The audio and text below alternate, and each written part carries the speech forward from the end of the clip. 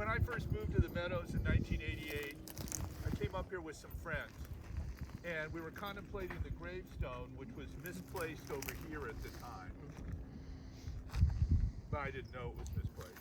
And it all of a sudden occurred to me what the world must have looked like in 1859 to John Brown, his sons, and the other raiders at Harper's Ferry, that they would do such a desperate act as to raid a federal armory in what's now West Virginia, seize arms, and try to foment essentially a slave revolt. He said, well, we were only trying to help them escape, the ones that wanted to leave. But for the South and the slave owners, the image of armed slaves coming in and murdering them was horrifying.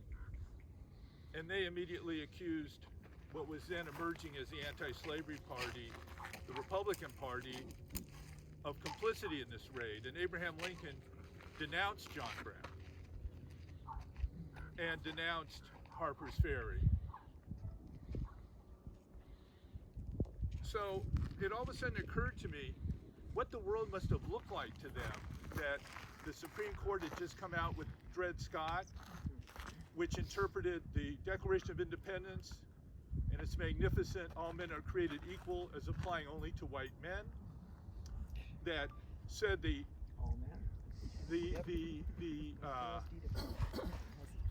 due process clause of the Fifth Amendment, which guaranteed life, liberty, and property, included property in men, in other words, slavery, that the federal government was not empowered to regulate or ban slavery in the opening territories in the West or in Washington, D.C., which was also under federal control.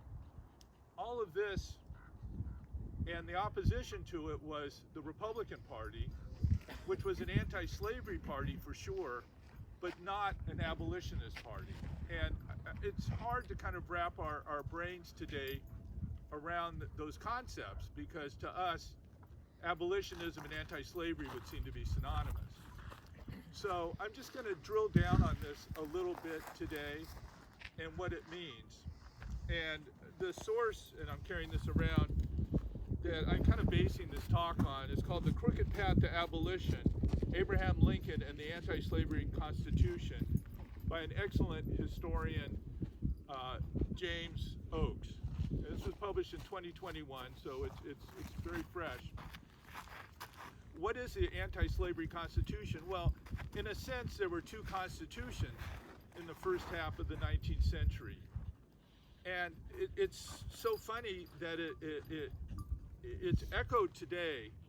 Over the last 4 years or so, there's been this attack on the founding documents and the founding generation in the United States. That the United States was established as a pro-slavery republic, that the Civil War in Lincoln was not what we were taught, because Lincoln did at one time support what they called colonialism, which is essentially deporting people of African descent to live in the Caribbean or Africa or whatever. He also, in 1858, when he was running against Stephen Douglas for Senate in Illinois, which was a notoriously racist state, denounced equality, although at the same time maintaining his anti-slavery position, which again is difficult for us to understand today. But what the way that it was conceived at that time, and it's what Oakes calls the national consensus, which is that slavery existed according to the laws of the various states, that states could abolish slavery, which happened in widespread fashion in what became known as the North, following the Declaration of Independence. And prior to the Constitutional Convention, several states, including Pennsylvania, had abolished slavery. Because every state, every colony had slavery at the time of 1776. The national consensus was that was a state position. And Lincoln never broke from that, which meant the federal government could not legislatively or in any other way abolished slavery in, let's say, Georgia, a state that recognized it. So everybody accepted that. And the question was, is the Constitution a pro-slavery document or an anti-slavery document? This was a huge question.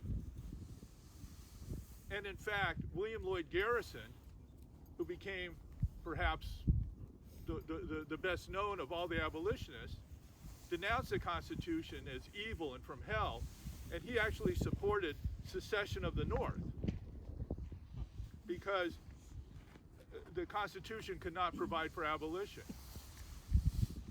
And then there was a whole school that Lincoln represented and the Republican Party represented that no, the Constitution is an anti-slavery document.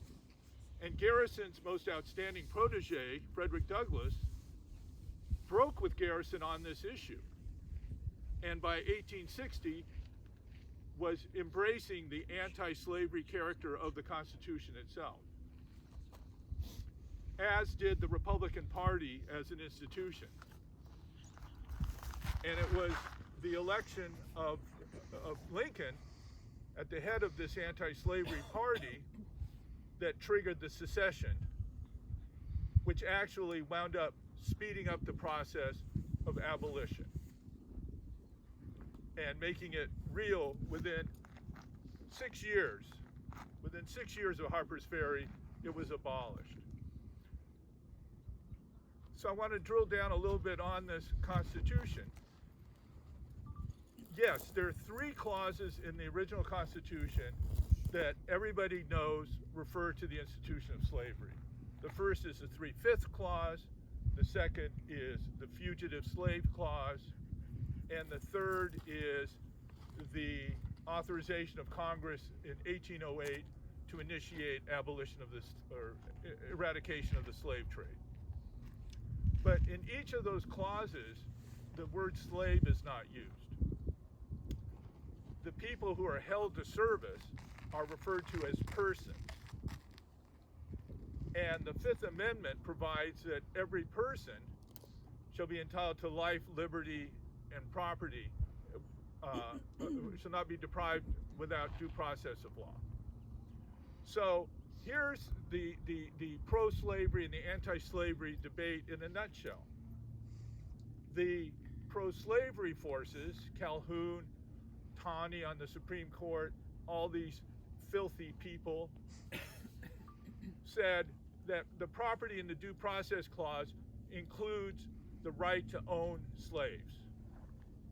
And since that's a right of property recognized in the Constitution, the owners can bring the slaves into the new territories, thereby create new slave states, and expand slavery and expand the influence of slavery within the national government. The anti-slavery constitutionalists, led by the Republican Party and Lincoln as their spokesman, said, no, there is nothing in the Constitution of the United States that recognizes property in human beings. And in fact, by referring to those people as persons in the text of the Constitution, they are being imbued with due process rights, which is why a person held to service in a slave state who makes it to a free state or to a territory is emancipated. Freedom is the rule, slavery is the exception. Slavery must be confined to those states where it exists due to the positive laws of those states, which at the time were the 15 southern states, including the 4 border states that remain loyal to the United States in the secession crisis. So that was the question. So when Lincoln was elected, the slave owners could see the writing on the wall, that the containment of slavery, that the interpretation of the Constitution as an anti-slavery document, which confined it to the states where it existed, would lead to the eventual extinction of slavery, that it could not exist without expansion into the territories. And therefore, secession was their only alternative. But secession turned out to accelerate the very process that they were fighting. And here's where this book really gets interesting to me. Once the South seceded, a new doctrine came into effect, which was the forfeiture of rights. Well, if you are seceding voluntarily from our constitutional union, then the Fugitive Slave Clause of the Constitution no longer protects you. And so when your slaves leave and come to our free states, that emancipates them because you have lost your right to recapture under the Constitution. You have forfeited it by your secession. So this gave the constitutional anti-slavery people a new weapon. And once word of this spread among the slave population in the South, which numbered at the time 4 million, droves began leaving. A second thing happened almost at the same time, which is the Confederacy, which had a constitution very much like the U.S. Constitution, except for it specifically provided for the constitutional right of property in humans. They attacked. They started the war. Lincoln was hoping to resolve the secession crisis without fighting. The South made that impossible with the attack on Fort Sumter. That then triggered a new constitutional power, which was the war power, which has long been recognized as allowing the seizure of the property of belligerents. So in this case, that meant that the slaves who were able to make it to Union encampments were in fact contraband of war, and they were referred to as contrabands. And then by act of Congress in 1862 were emancipated. So you now had two constitutional bases for ending slavery in the 11 states that seceded. But that created a new problem. There were 4 slave states that didn't secede, that were loyal: Missouri, Kentucky, Tennessee, Maryland. What about their slaves? Their slaves were leaving, and their owners were saying, we have a right under the Fugitive Slave Act to their recapture. And they were getting mixed in with the contrabands, and people who were actually slaves in Maryland were saying, oh no, man, I'm from Virginia. I'm from Georgia, I'm not from Maryland. That was actually the situation, and created a huge crisis within the federal government. So Congress passed a law, again using the war power, that made it a crime for Union troops to return fugitive slaves. Fugitive slaves are different than contraband slaves, because fugitive slaves are from the loyal owners. Contraband slaves are from the rebels. That was the situation in 1862 when Lincoln then said, using my war powers, I am going to emancipate all the slaves that are presently being held in rebel territory. So the Emancipation Proclamation specifically excluded the slaves that were being held in the 4 border states. But it still had a tremendous impact. But there was another part of the Emancipation Proclamation, which was that people of African descent, black people, black men, can be enlisted into the Union Army. And the Army went directly into the border states and enlisted slaves in exchange for emancipation. And so where the Union Army went, emancipation followed. And the black troops that joined in the Union side were decisive in the ultimate military victory. And in 1864, the radical Republicans, God, that sounds like a weird term, in Congress introduced the 13th Amendment, which, because of Lincoln's will, because Lincoln moved to the radical position during the course of the war itself.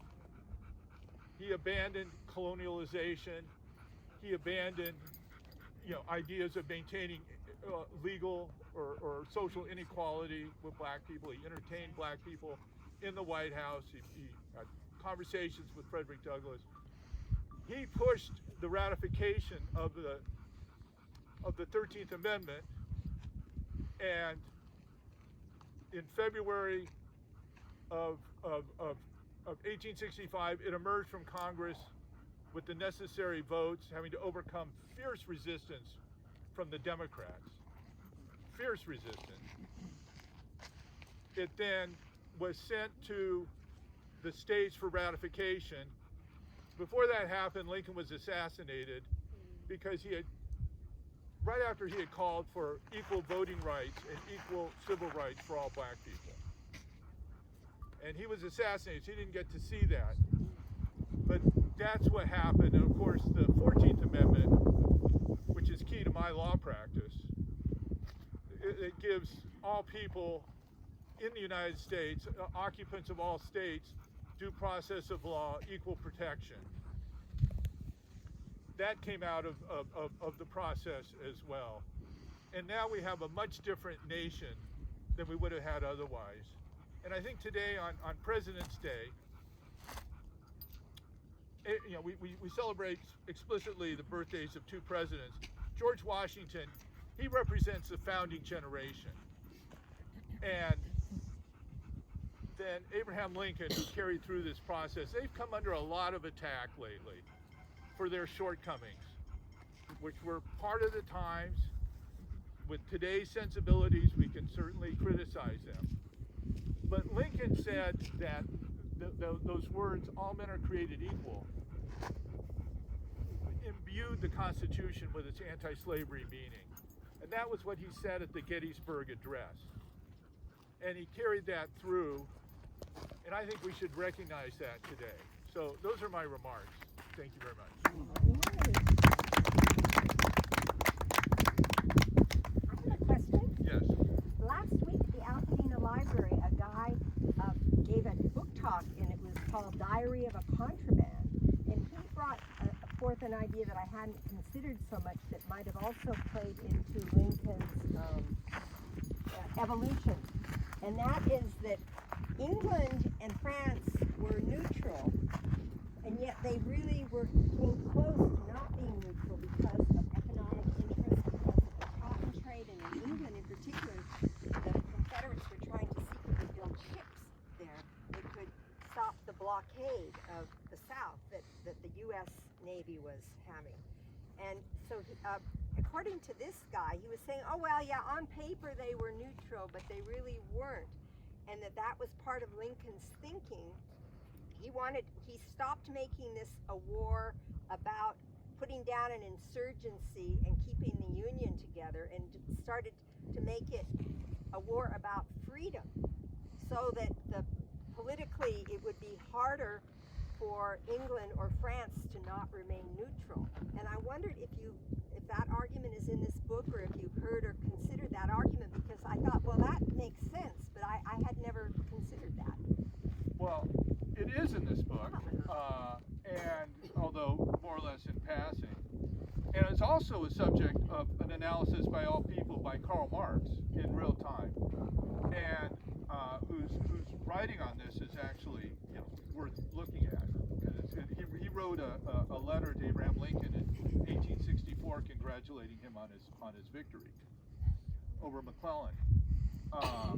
So the issue was when the secession crisis happened and the Confederacy announced itself.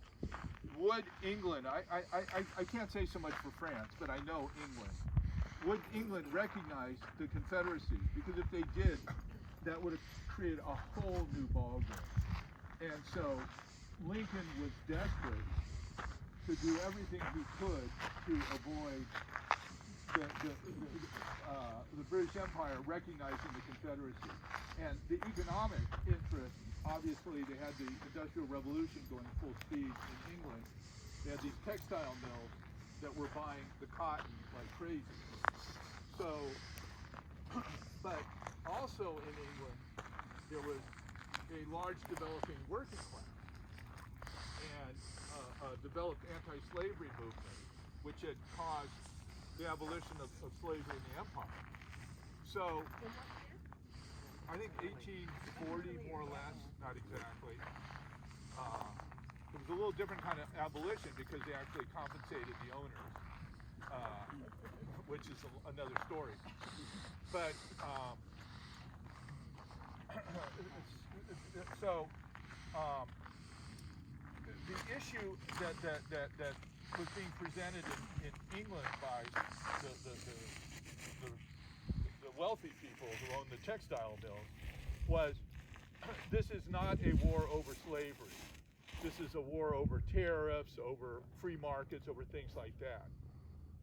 And by making it clear that the war was over slavery, and Lincoln was definitely motivated by that, that made it politically impossible for the British to recognize